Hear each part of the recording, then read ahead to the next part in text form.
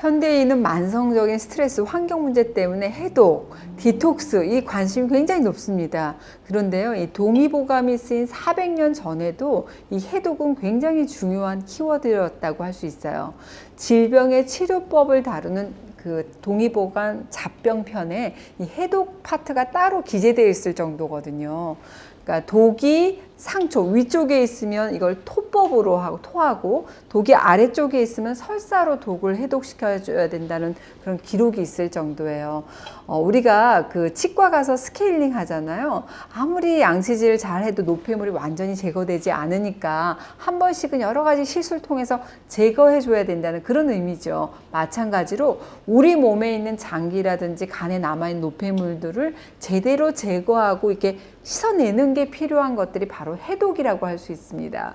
사람의 몸이라고 하는 것은 들어가는 것, 나오는 것, 이 균형을 이루어져야 되죠. 오케스트라와 같이 잘 조율이 돼야 되는데 다이어트도 마찬가지인 것 같아요. 필요한 영양소는 섭취, 인 들어가야 되고, 또 독소나 노폐물들은 잘 아웃, 배설시켜서 신진대사를 돕고 지방으로 쌓이는 영양소의 흡수를 커트시키는 것이 날씬해지는 비결이라고 할 수 있겠죠.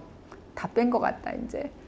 해독으로 다이어트하고 노화 방제도 효과를 기대할 수 있는 이유가 바로 여기에 있습니다. 한의학에서 가장 대표적인 해독 처방이 바로 감두탕이에요. 지금 끓고 있는데 감두, 감초하고 검은 콩으로만 구성된 심플한 처방입니다. 여러분 드라마 기황후 보셨어요? 그야말로 절대 권력자가 독주를 마시고도 살아난 장면에서 그때 등장한 게 바로 감두탕입니다. 옛날 황제들은 항상 독살에 대한 그런 불안감 때문에 이 감두탕을 일상으로 마셨다는 기록이 있어요. 감두탕이 조선의 왕이죠. 경종을 살린 기록이 있습니다. 승정원 일기에 보면 독약에 노출된 경종에게 해독대로 처방한 게 바로 이 감두탕이 처방이 됐는데 무려 5번 처방했던 그런 기록이 남아 있을 정도입니다. 경종이 굉장히 많이 음모가 많으셨나 봐. 그죠? 조선 왕실 내의원의 의서죠. 제중신편에는 그 감두탕에 대해서 이렇게 적어지고 있어요.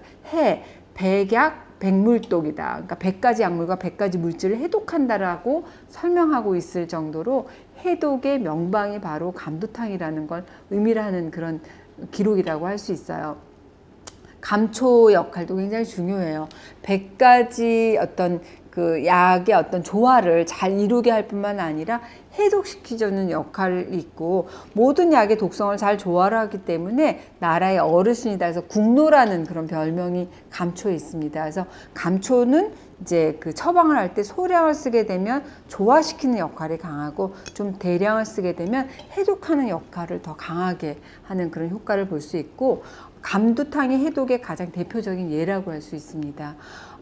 근육이 딱딱하게 긴장되어 있는 것들도 좀 부드럽게 해주는 그런 효과를 기대할 수 있고, 흡두하게 되면 이제 서리태 얘기하는데 껍질은 검정색이지만 속은 초록초록해요.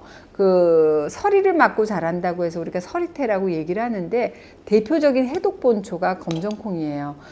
눈 맑게 하고 신장 보호하고 종기를 없애주고 수독을 조절해서 붓기를 없애주고 혈액순환, 머리까지 까맣게 하는 그런 효능으로 많이 알려져 있죠. 검은 콩에는 특히 이 사포닌, 여기 거품 보이시죠? 사포닌 함량이 워낙 많기 때문에 사실 검은 콩만 달여 먹는다 하더라도 웬만한 간해독, 숙취에도 좋고요. 기침 날 때, 또 막 종기 있고 피부가 너무 간지럽고 할 때, 그 목이 막 붓고 이런 증상에 해독시키는데 굉장히 효과적입니다.